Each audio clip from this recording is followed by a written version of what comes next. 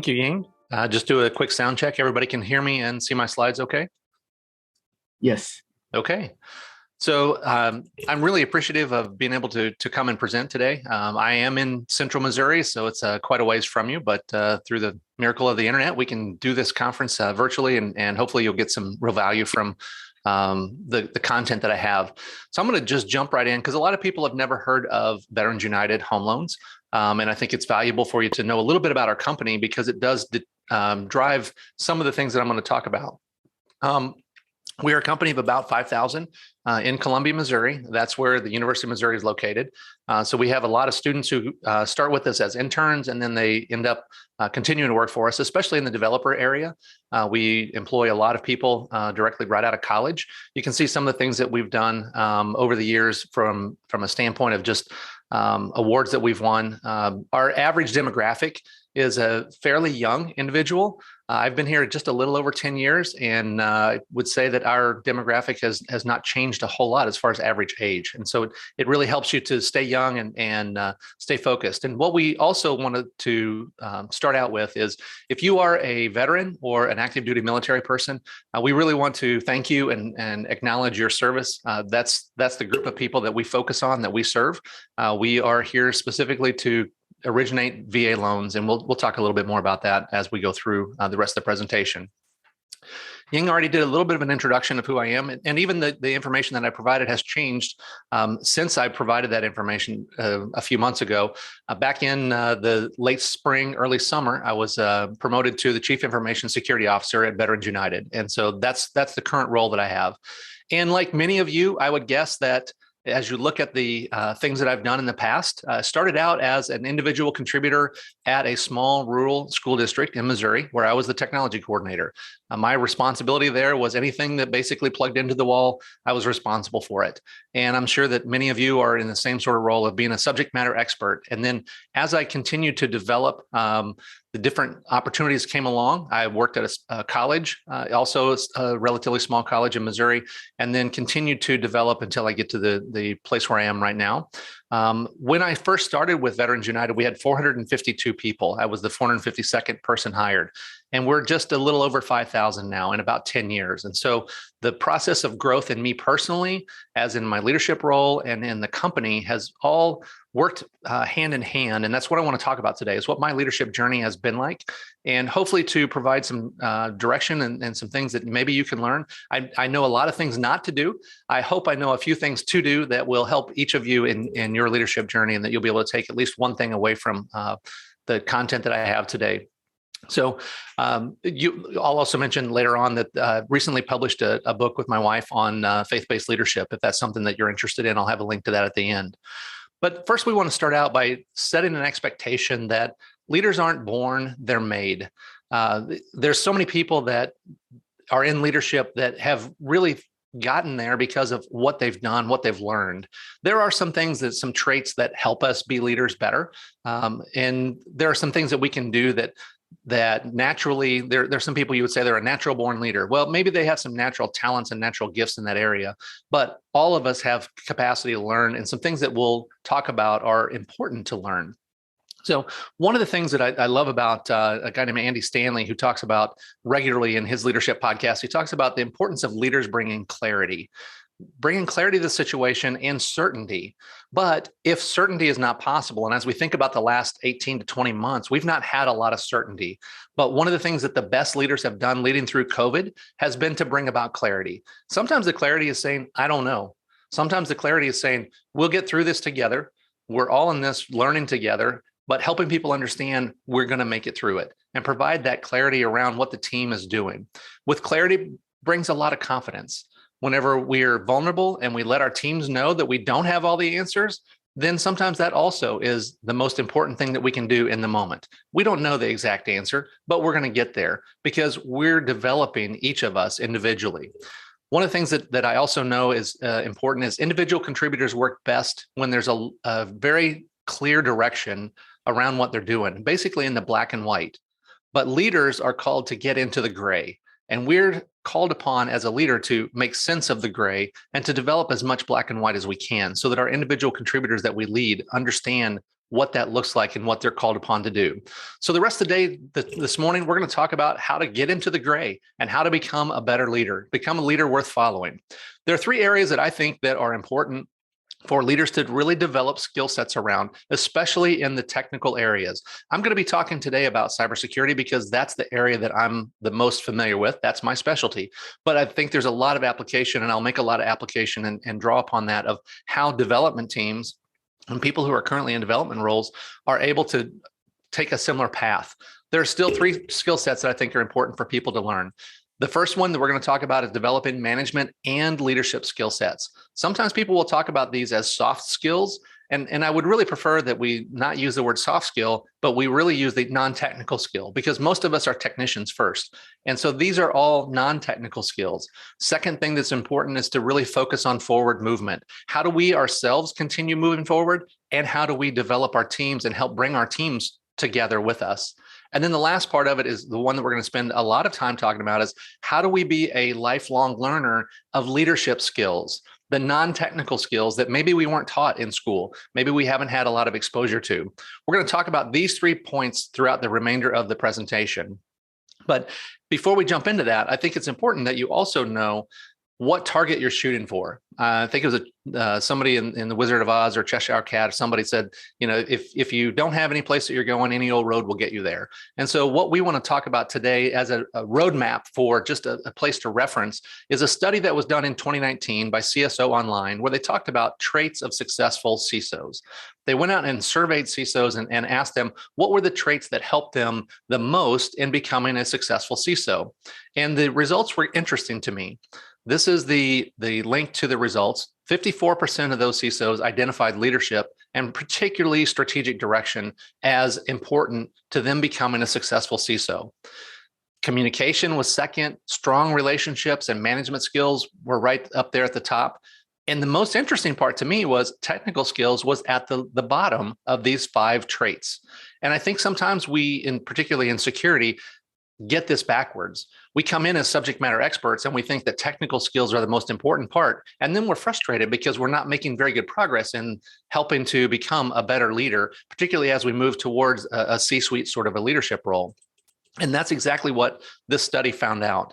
What I want to do is overlay a little bit of the bullet points that I talked about that we're going to emphasize throughout the remainder of the day. As you think about the words that are now highlighted in red, those are all the things that I think are critical to really being successful as a leader: leadership, communication, relationship, and management skills. If you then overlay the parts of the second part of moving forward, making forward movement, forward momentum, those are things that are now shaded in yellow. Those are all overlaps with those particular skills, and none of them have to do with technical skills. And I would submit that those are very similar for people in development roles. And then as you think about what it looks like to be a lifelong learner, all of this could be green, but what I've done here is been a little bit judicious of saying, okay, how can we learn specifically about these roles as we continue to move forward? So let's jump in and look at what does management and leadership skill sets look like. Now, I also want to set the stage here because the remainder of the slides you're going to see these book covers that are going to come up. I think it's really important that we be able to utilize and gain access to the greatest minds and people who have decided to help by writing books.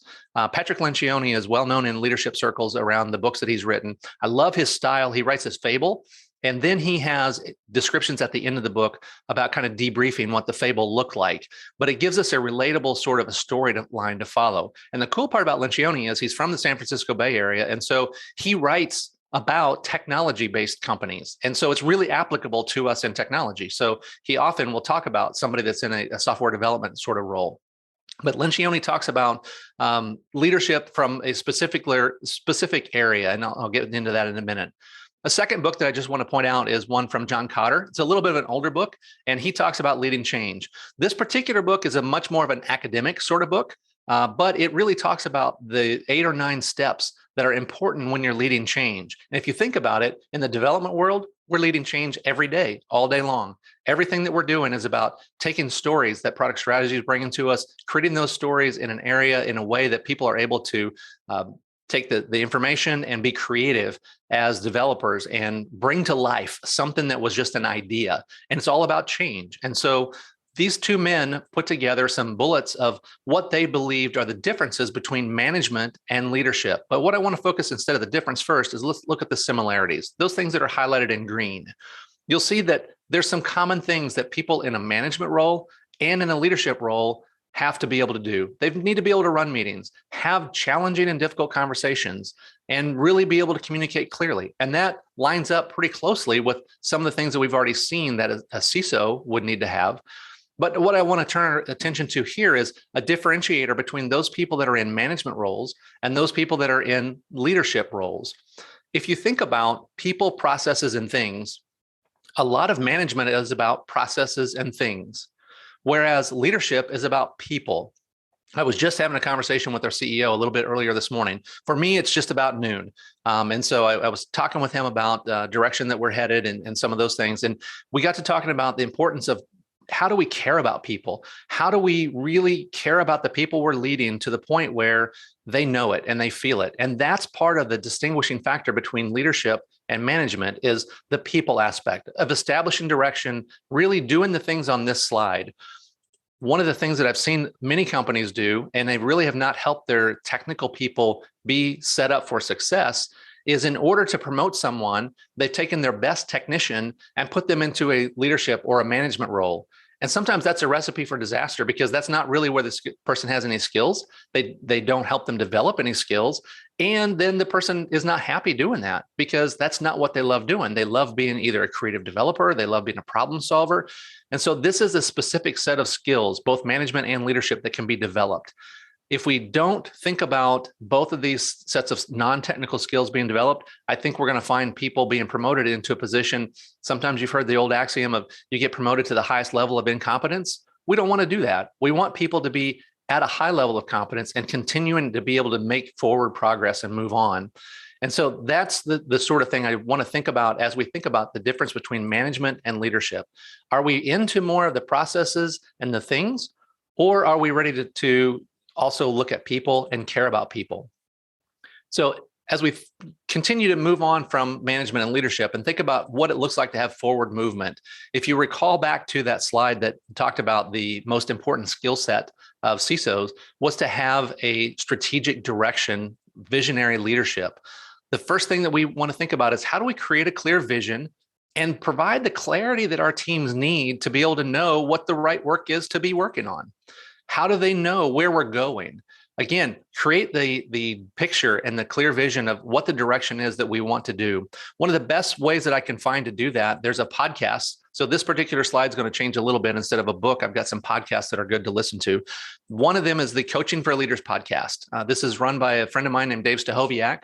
If you go to coachingforleaders.com, you don't have to listen to the podcast. One of the things that's important here is Dave has a short course that's free on how to create and cast a vision personally and for teams. I highly recommend going out to coachingforleaders.com, sign up, get a free account, and take his course. Now, that's just one of about 5 courses that he has. He also runs an academy that we can talk about later if you have questions about that. But this was really fundamentally important in my leadership journey to really understand how to create a vision and how to communicate that vision to my team. So communication is a key skill for forward movement because communication also is important on a daily basis. I find myself sometimes, like I said this morning, I was talking to our CEO.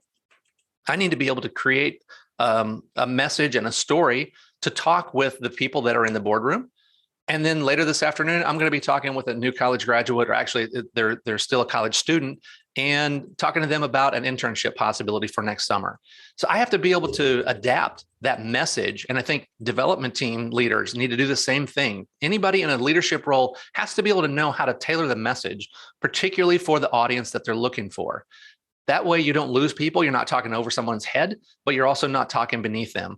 Because I can tell you from a CISO perspective, our CEO does not want to know about how many attacks we blocked on our firewall. They don't want to know any of the bits and bytes or any of the speeds and feeds of any of the things that we're talking about.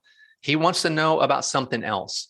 And so that's something I have to be thinking about. What is it that's important to him, and craft my message around what's important to him, not so much what's important to me. There's another podcast that's a great one to help with that, and it's The Look and Sound of Leadership. A guy named Tom Henschel runs this podcast. He does every month it's about a 15-minute podcast where he does a fable-like podcast. He was a former actor, and so he will role play a scenario, and then he'll explain and kind of debrief what that looks like. What he's aiming towards is to help people develop something called executive presence. And Tom is an awesome expert about talking about and helping people develop executive presence. He's an executive coach, who that's one of the things that he does, and he shares this information freely. Both Tom and Dave make all of their podcasts available. And this one particularly has been really helpful for me to develop the executive presence needed to move from being a subject matter expert into someone that is a trusted advisor. And we're going to talk about that in a few minutes. Randy, we have yes. a question about kind of IQ versus EQ. You made the point earlier that maybe leadership is learned and not necessarily born with. I think when it comes to IQ, a lot of people think that maybe some of that is kind of innate ability. What do you think about EQ?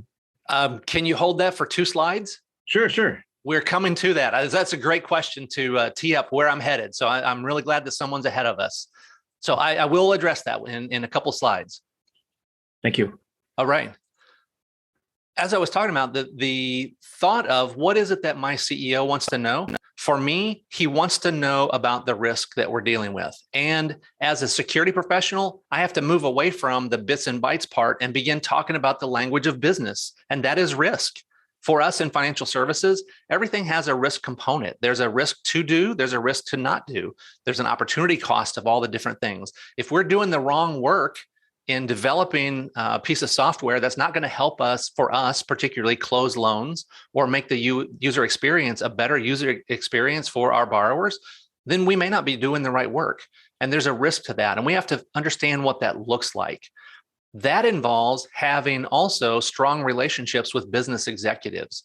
One of the things that I have the opportunity to do on a regular basis is to go out to my peers now, the chief marketing officer, the chief product officer, the chief technology officer, talk about what things we're working on and what are the risks, what are the concerns that they have, and what are they hearing about in the news about ransomware and that sort of thing. And then how can I communicate what controls we have in place that makes sense for them so that I can either put their fears to rest, and we can then begin talking about what are the concerns they have about the next project that they have coming along.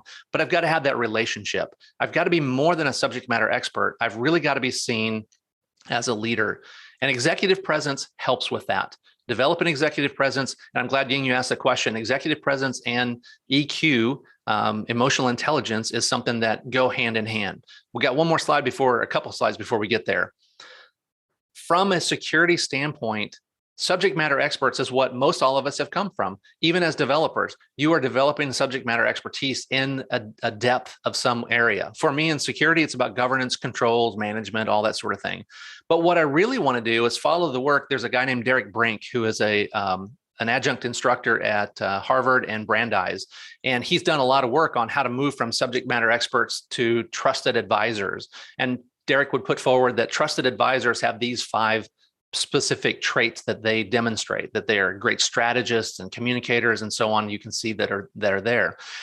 If you overlay these trusted advisor roles that Derek talks about, in this slide, we see that they line up almost identically to what we saw in the first slide were the traits that were for successful CISOs. A strategic direction leader, a communicator, everything almost bullet by bullet is seen right there. So there's a lot of things that line up directly as we move away from being subject matter experts and elevate our knowledge and our communication and our relationship capabilities to being trusted advisors. Now, doors open to us that weren't open before. And that's what we want to look at now. I want to look at how do you begin to know yourself and how do you develop yourself? And this is our third bullet point. We talked about developing management and leadership skills and making forward progress. And now this is how we're going to be lifelong leaders. There are tons of different surveys that you can do to learn about yourself. I'm going to talk about 2 because they're the ones I'm most familiar with and I really like them. The first one is Clifton Strengths. It used to be called the Strengths Finder. This is an assessment you can do and it will rank the 34 strengths that they track. Gallup actually is involved in this now, and they will usually have you focus on the top 5 or 10. And the strategy that they use is saying that if you focus on your strengths, you're likely to have the best bang for your buck by focusing more on the strengths rather than on the areas that are not strengths. Notice I didn't say weaknesses, it's strengths or not strengths. Clifton would say, and Gallup would say, that focus in the areas of strength. And I would agree with that for the most part. There is one significant exception. It was one that Ying already brought up, and that is emotional intelligence. Emotional intelligence is a relatively new area around leadership discussions, and it is very much about whether you're born or can you learn these things. I'll tell you that so there's 5 areas of emotional intelligence: self-awareness, self-regulation, motivation, empathy, and social skills. And you can see those there. They're all about how we behave, and it's how we interact with other people. I don't know about you, but my experience, having been a technician, is that sometimes I didn't necessarily have the most empathy or the best social skills. Oftentimes, people drawn to technical areas don't have a lot of these emotional intelligence capabilities at very high levels. And I can tell you that that is probably the biggest cap to most people in their ability to move into a leadership role. And this is where I would differ from the StrengthsFinder folks. And I would say if there is one of these areas, or probably more than one of these areas, in which there is not a strength, that's an area to focus on. I really discovered when I started learning about this about 4 years ago that my self-awareness, my empathy, and my social skills were not where I needed to be in order to be an effective leader. And so I took it upon myself to begin learning about how to develop those particular things. And you can develop those skills. They are non-technical skills and they are developable. I'll also tell you that this is an area that I believe, in kind of the answer to the question a while ago, I believe there are some people who are just wired in such a way that these skills come more naturally to some than others. But all of them are able to be learned. It may be painful. There may be some self-evaluation, some self-discovery that we didn't really want to have to deal with. But if you can get past that, these also are major limiters. If you don't have the ability to really demonstrate empathy and self-awareness, especially as a security person, there are a lot of security people that have really locked themselves into a level because they have very little empathy. They're like, that's the rules. That's just the way it works. And they don't really try to accomplish something that is trying to come alongside the person in the area that they're working on. In my organization, and one of the things that I've tried to really teach the people that work in my teams is we don't want to be the department of no spelled N-O. We want to be the department of no spelled K-N-O-W. But that requires empathy. It requires social skills, self-awareness, and self-regulation. You can't just fly off the handle every time something doesn't go the way that you want it to go. And so really developing these skill sets has been important in my journey. And I think it's important in most technical people's journey to move out of that subject matter expert area. As you move into people leading, one of the most important things that I mentioned earlier is to know and care about your employees. These just happen to be some pictures of some people, and we can talk about each different scenario, but it's important to note, if you were working with the people in this picture with the dog, it might be important as you're talking with that employee to ask about how the dog's doing. And you probably wouldn't want to talk about cats necessarily.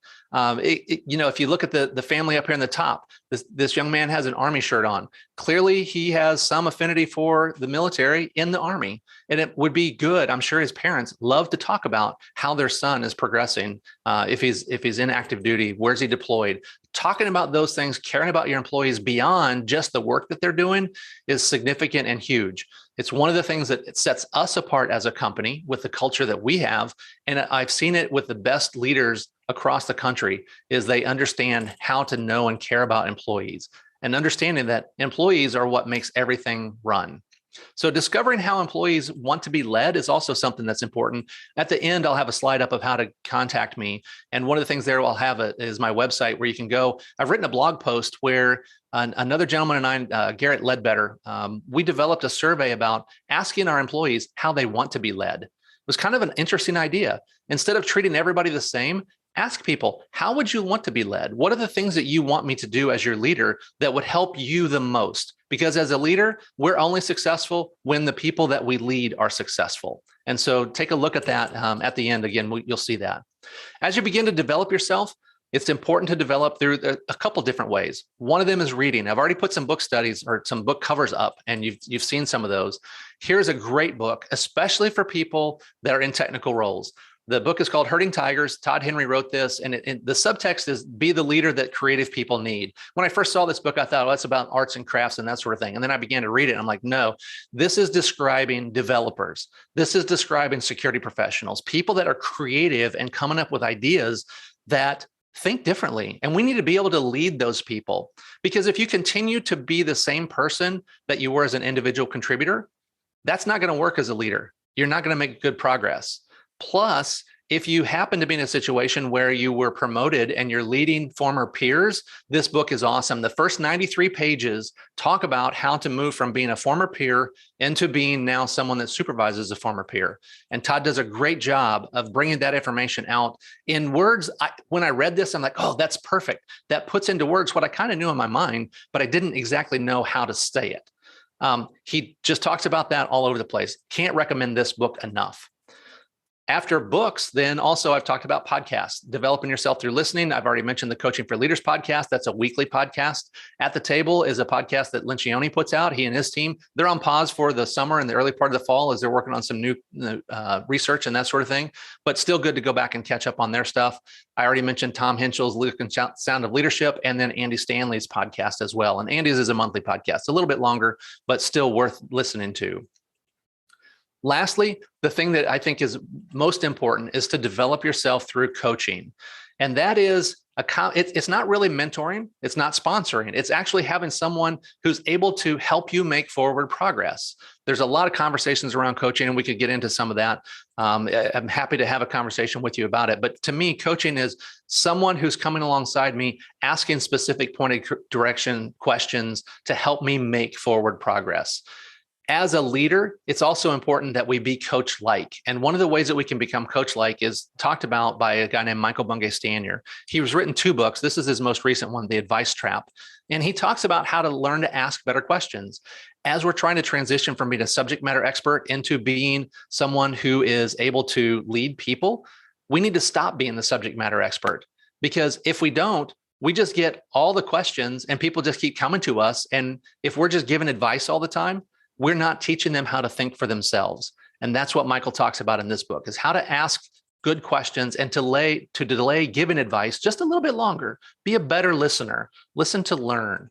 Another book that I highly recommend, especially for people in agile environments, is Leadership as Language. It's written by a guy named David Marquet. He was a former submarine captain of a nuclear sub. He has got the distinction of the only person to have multiple people that were under his direction that have made it to their level where they are captain of their own nuclear submarine. I think he's got 4 or 5 former subordinate officers who are now piloting their own subs.